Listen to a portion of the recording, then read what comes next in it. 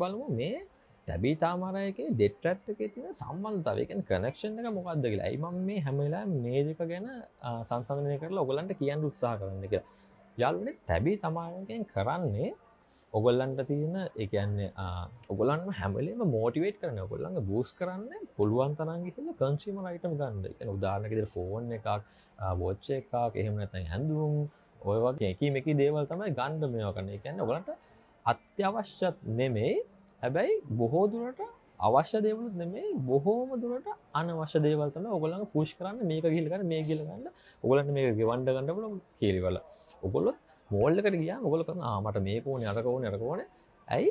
ඔයගොල්ලන් හැම වෙලාවෙම මයින්ඩ් එකේ තියෙනවා තර්ඩ් සිටුේෂන් එක විදිහට හැම වෙලේම හරි. මේක ගියා මට ටැබියකින් ගෙවන්න ගන්න පුළුවන්.